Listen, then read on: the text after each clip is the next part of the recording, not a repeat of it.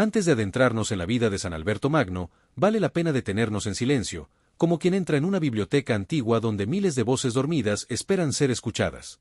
Es en ese silencio donde surge una pregunta que atraviesa los siglos: ¿de qué está hecha la verdadera sabiduría? ¿De datos, de conceptos, de libros, o de la capacidad de ver a Dios en todas las cosas? Cuando abrimos nuestra mente al misterio del mundo, solemos toparnos con un conflicto interno. Sentimos que hay una distancia entre lo que entendemos con la razón y lo que abrazamos con la fe, como si la mente caminara por un sendero y el alma por otro. Sin embargo, la historia de la Iglesia nos ha regalado figuras que no solo recorrieron ambos caminos, sino que los hicieron encontrarse para siempre. San Alberto Magno es una de ellas. Su vida nos invita a buscar a Dios no solo en los templos, sino también en la estructura de una flor, en el vuelo de un pájaro, en el movimiento de los astros, en el misterio del pensamiento humano. Nos recuerda que la creación entera es un libro escrito por el mismo autor que inspiró las Escrituras, y que quien aprende a leerlo encuentra en él huellas del Creador. San Alberto nos enseña que el verdadero sabio no es quien acumula conocimientos, sino quien descubre en la realidad una presencia que la sostiene, la ordena y le da sentido. Hoy vivimos en un tiempo que exalta los avances científicos, pero olvida muchas veces la profundidad espiritual que podrían tener. Un tiempo donde se cree que conocer el mundo es suficiente, pero se deja de lado la pregunta más grande de todas: ¿para qué existe todo esto? ¿Qué nos dice sobre quién lo creó? Este santo extraordinario no tuvo miedo de hacerse esas preguntas. Para él, cada descubrimiento era un destello de la inteligencia divina. Cada verdad encontrada, por pequeña que fuera, era un peldaño más hacia Dios. Su reflexión invita a mirar nuestra propia vida. ¿Cuántas veces hemos separado lo que aprendemos de lo que creemos? ¿Cuántas veces hemos ocultado nuestras dudas, pensando que no tienen lugar en la fe? ¿Cuántas veces hemos pensado que la religión exige renunciar a pensar, o que pensar demasiado podría alejar de la fe? San Alberto Magno deshace esas falsas ideas con la serenidad de quien comprende que la luz de la razón y la luz de la fe tienen el mismo origen, Dios. Él nos recuerda que la humildad es la base de toda búsqueda sincera. Porque solo el que reconoce sus límites puede asombrarse. Y solo el que se asombra puede descubrir. Su vida es una invitación a volver a mirar lo cotidiano con ojos nuevos: una hoja, un amanecer, un libro, una conversación, un silencio. Todo puede convertirse en un recordatorio de que el universo no es un accidente, sino una obra de amor. Si te acercas hoy a esta historia, no lo hagas como quien escucha una biografía más. Hazlo como quien se asoma a un espejo donde podría verse reflejado. Quizá tú también estás buscando respuestas. Quizá estás intentando comprender tu lugar en el mundo.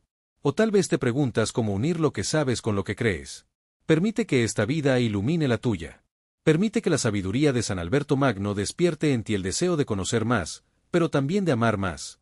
Porque al final, la verdadera sabiduría no consiste en entenderlo todo, sino en descubrir que detrás de cada verdad hay un Dios que nos habla. Y que cada paso que damos hacia el conocimiento es un paso que puede acercarnos más a Él, si lo hacemos con humildad y con un corazón abierto. Con esa actitud, entremos juntos en esta historia. Una historia donde la ciencia y la fe dejan de ser rivales y se convierten en compañeras de camino. Una historia donde la inteligencia se vuelve oración y la oración se vuelve luz.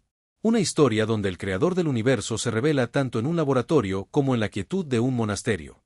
Y quizás, al final de este viaje, descubras algo más que la vida de un gran santo.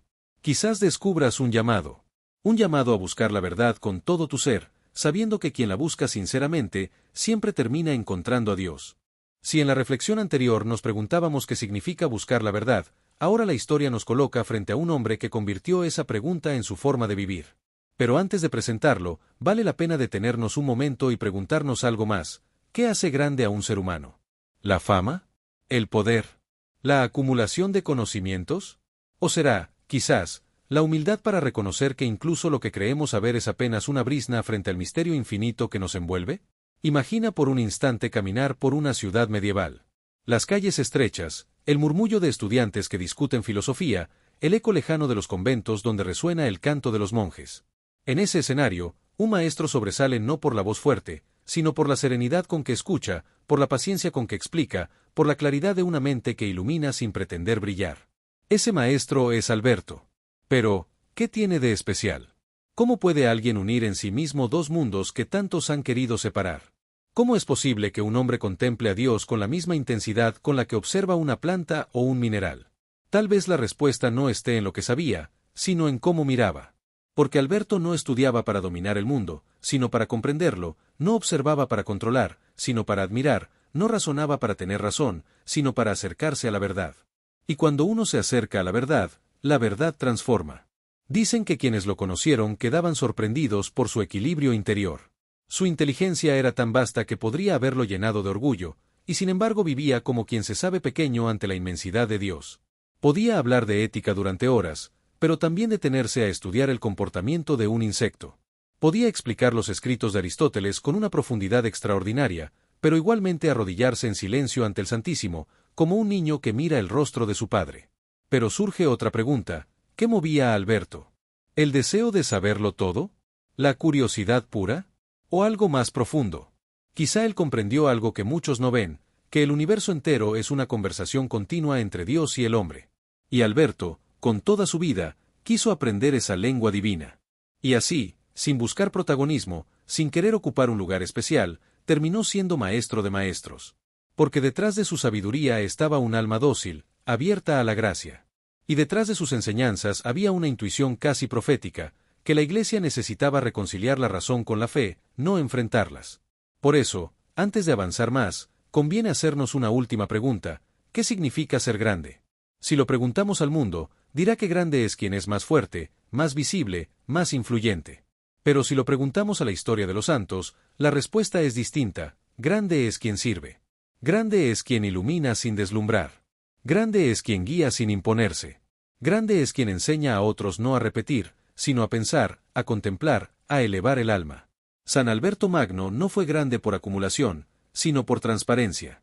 Todo en él apuntaba hacia algo, o mejor dicho, hacia alguien más grande. Y así comienza su historia, con un hombre que unió dos mundos, que abrazó dos luces, la razón y la fe, sin permitir que una apagara a la otra. Un hombre que, sin pretender ser extraordinario, terminó encendiendo la chispa que llevaría a uno de sus discípulos, Tomás de Aquino, a convertirse en uno de los pilares del pensamiento cristiano. La pregunta que nos queda es: si un solo hombre pudo transformar la relación entre el conocimiento humano y la luz divina, ¿qué podrá hacer esta historia en ti, que hoy la escuchas? La vida de San Alberto Magno apenas comienza. La vida de San Alberto Magno comienza en Lauingen, una pequeña ciudad alemana bañada por el Danubio. A simple vista, nada en ese lugar parecía anunciar que de allí saldría uno de los sabios más grandes de la historia cristiana. Pero así suele obrar Dios, invisiblemente, silenciosamente, en la aparente normalidad de vidas que él mismo ha llenado de misterio. Desde niño, Alberto tenía una forma particular de mirar el mundo. No miraba como los demás, que ven solo lo evidente. Él observaba con preguntas. Se inclinaba sobre las flores, sobre las piedras, sobre el curso del río, y parecía descubrir en ellos algo que otros no veían. Y la pregunta que late aquí es inevitable: ¿qué hace que algunos miren con curiosidad mientras otros pasan de largo? ¿Es un don? ¿Es una sensibilidad interior? ¿O es el primer sutil toque de Dios preparando un corazón para algo grande? Mientras otros niños corrían sin preocuparse por nada, Alberto se detenía ante lo que parecía insignificante. Una hoja, un insecto, el viento sobre la tierra húmeda. Quizás sin saberlo, ya estaba estudiando la creación como quien lee una carta escrita por alguien que lo ama. Porque el que se maravilla ante lo pequeño, está ya entrenando el alma para descubrir lo eterno. Con el paso de los años llegó el momento de dejar su tierra para estudiar. Sus pasos lo llevaron hasta Padua, una ciudad que era en aquel tiempo un hervidero de filosofía, ciencia, pensamiento renovado y desafíos intelectuales. Allí, entre maestros brillantes y discusiones apasionadas, su mente comenzó a desplegarse como alas que habían esperado mucho tiempo para abrirse. Pero una pregunta aparece en este punto: ¿es suficiente el talento para orientar una vida? ¿Basta la inteligencia para darle sentido a una existencia? Muchos en Padua buscaban sabiduría para obtener honores, para ganar prestigio, para llevar una vida de influencia. Y Alberto, rodeado de esos ambientes, podría haber seguido esa ruta sin dificultades.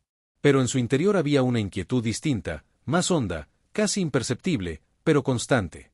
Era esa sensación misteriosa de que el conocimiento, si no conduce al bien, se queda incompleto.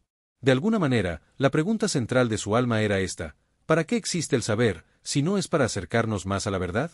Fue en ese contexto, entre libros y maestros, que ocurrió el acontecimiento que transformó su vida para siempre.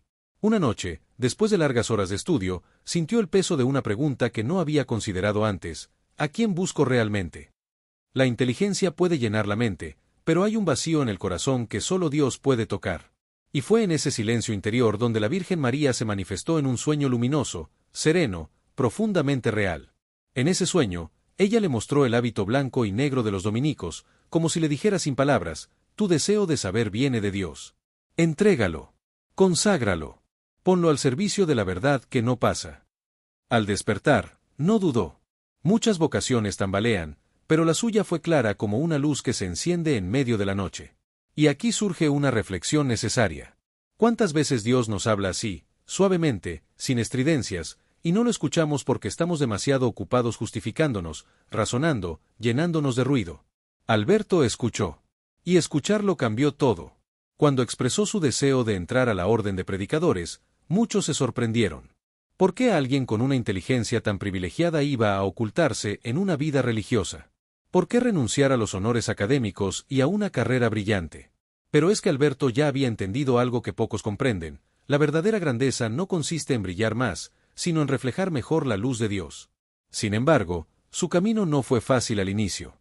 Él mismo se consideraba, en esos primeros años, limitado, inseguro, casi torpe en el estudio de la teología. Sus compañeros avanzaban más rápido. Él, en cambio, sentía que lo que sabía no era suficiente.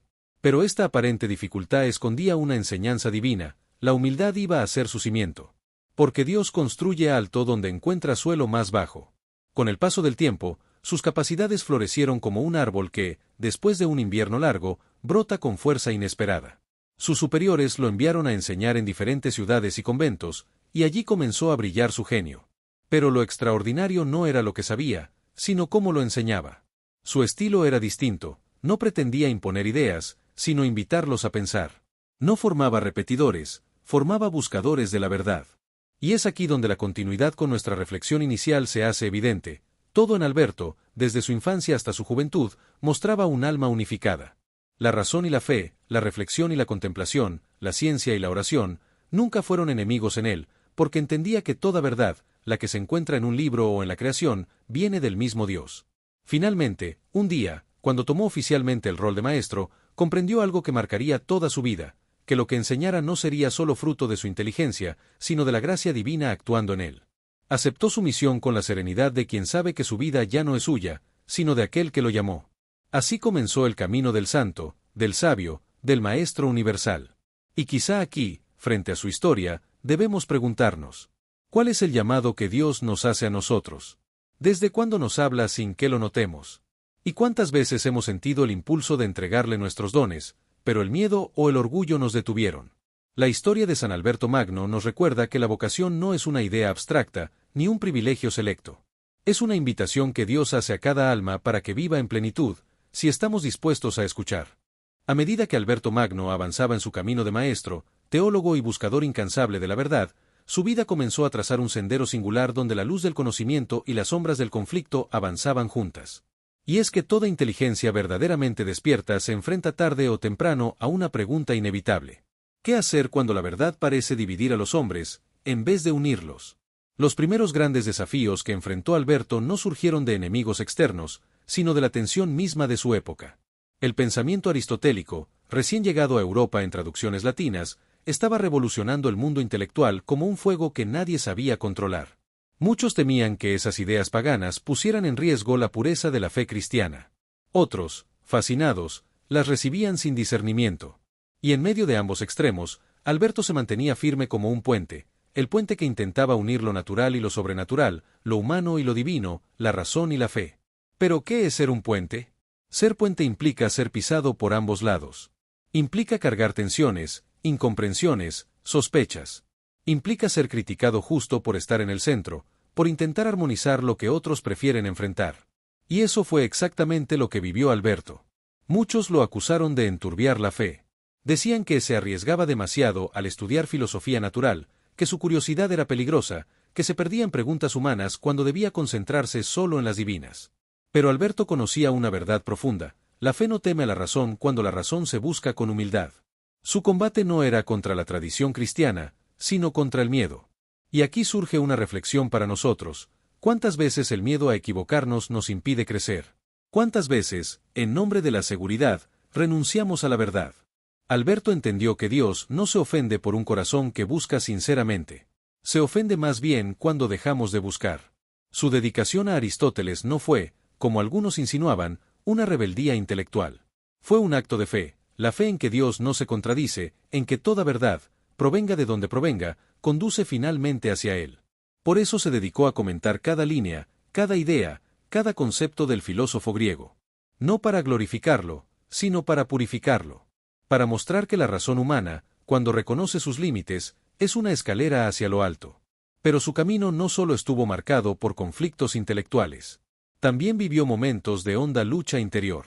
Cada gran don trae consigo una gran responsabilidad, y la magnitud de su sabiduría no lo hacía sentirse importante, sino temeroso de no usarla adecuadamente para la gloria de Dios. Ese temor santo lo acompañó toda su vida. Era la conciencia profunda de que nada, absolutamente nada, era suyo. A pesar de su humildad, su reputación creció tanto que sus superiores creyeron necesario encomendarle una misión difícil, lo nombraron obispo de Ratisbona. Para un hombre como Alberto, amante de los libros, de la contemplación y del silencio, aquel encargo fue casi una cruz. No por desprecio, sino porque sabía el peso que significaba gobernar almas. Su diócesis era problemática, llena de tensiones políticas, abusos, injusticias y divisiones. Y, sin embargo, aceptó. Pero aceptó de la única manera que él sabía hacerlo, caminando. Caminaba kilómetros y kilómetros para visitar las parroquias más pobres. Dormía en casas humildes. Escuchaba a los que nadie escuchaba. No buscaba autoridad, sino servicio.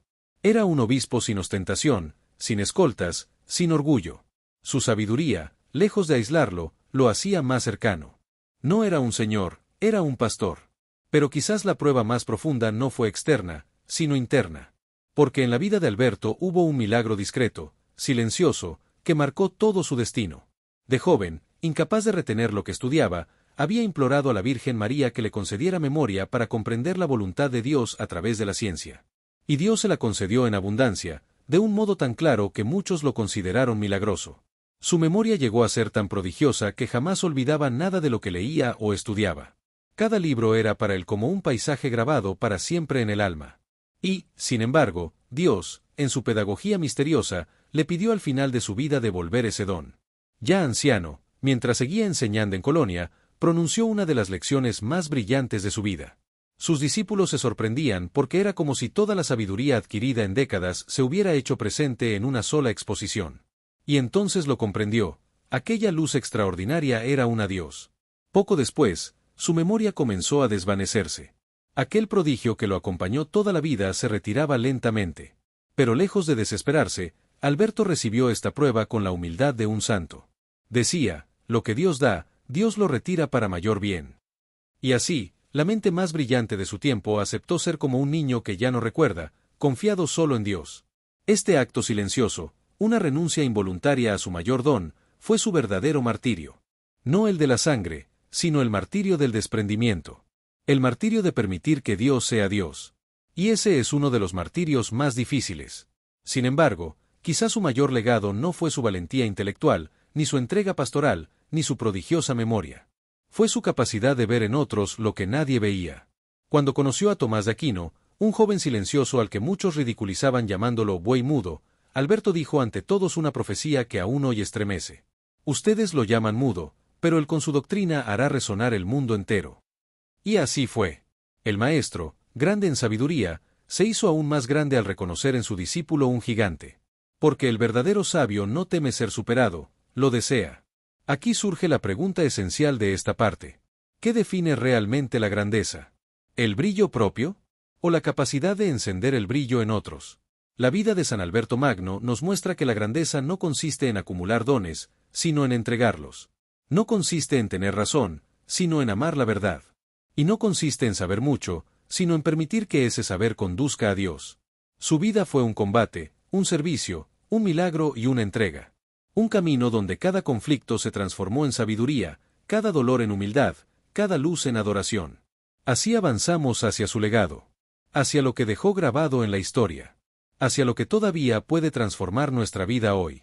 La vida de San Alberto Magno, cuando se mira en conjunto, no es simplemente una secuencia de hechos históricos, es un itinerario espiritual, un mapa para quien busca la verdad con el corazón encendido.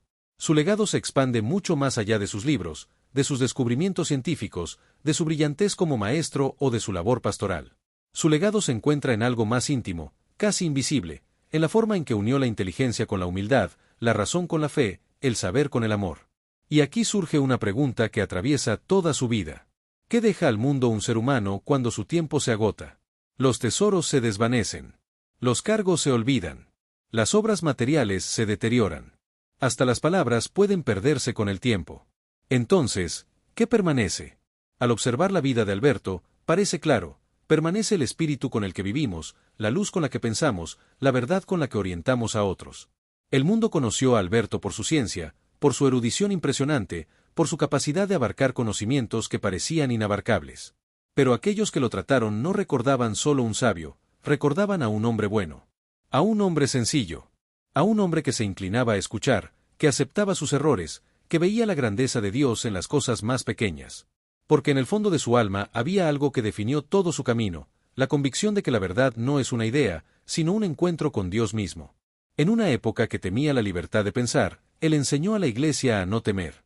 En un tiempo donde muchos creían que la ciencia y la fe estaban destinadas a enfrentarse, él mostró que ambas podían abrazarse. Y en una sociedad donde los sabios solían caminar con aire de superioridad, él caminó como quien sabe que toda luz es recibida, que toda inteligencia es prestada, que el verdadero conocimiento solo es auténtico cuando conduce a la humildad. Su legado intelectual es enorme, sí. Escribió sobre botánica, zoología, minerales, astronomía, física, ética, política, metafísica, teología, y cada una de sus obras era un puente entre la observación humana y la revelación divina. Pero incluso esa inmensidad, que bastaría para sostener la fama de cualquier hombre durante siglos, es apenas una sombra comparada con la huella espiritual que dejó. Porque su verdadero legado, lo que sigue tocando a quienes escuchan su historia, es esta verdad. La fe no se debilita con la razón, se purifica. La razón no se enfría con la fe, se ilumina. Y en ese punto, Alberto no solo enseñó con palabras, enseñó con su vida. Enseñó al reconocer los dones de sus discípulos, al ver en Tomás de Aquino lo que nadie más veía. Enseñó al alegrarse de que otros lo superaran. Enseñó al retirarse en silencio, cuando Dios comenzó a pedirle la memoria que una vez le había concedido. Enseñó al aceptar la fragilidad con la misma paz con la que había abrazado la grandeza. Contemplando ese momento final, uno se pregunta, ¿qué siente un sabio cuando empieza a olvidar? ¿Qué experimenta un maestro cuando ya no puede enseñar? ¿Qué se pregunta un genio cuando la mente que tantas veces lo elevó comienza a apagarse? La respuesta, en el caso de Alberto, fue sorprendente. No sintió desesperación. No sintió rebeldía. No sintió apego. Sintió gratitud. Su memoria había sido un préstamo divino, y ahora la devolvía con serenidad. Su sabiduría había sido una misión, y ahora la entregaba terminada. Él sabía que, cuando la mente ya no recordara, el corazón seguiría amando. Y ese amor era suficiente. Ese gesto, aceptar ser pequeño después de haber sido tan grande, es, para muchos, el acto más santo de su vida. Más santo que sus estudios, más santo que sus enseñanzas, más santo que sus descubrimientos. Porque revela una verdad que solo los humildes comprenden, que la dignidad del ser humano no está en lo que produce, sino en lo que entrega. Hoy, siglos después, el mundo necesita más que nunca el testimonio de hombres como San Alberto Magno. Vivimos tiempos donde el conocimiento crece sin medida, pero donde a menudo falta sabiduría. Tiempos donde se acumula información, pero se pierde sentido. Tiempos donde se discute sin escuchar, donde se investiga sin admirar, donde se piensa sin orar. Y es ahí donde la voz de Alberto resuena como un eco necesario. Busca la verdad. Pero búscala con humildad. Búscala con asombro.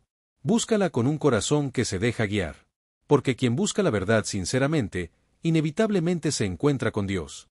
Su legado no es solo un legado para teólogos, científicos, filósofos o religiosos.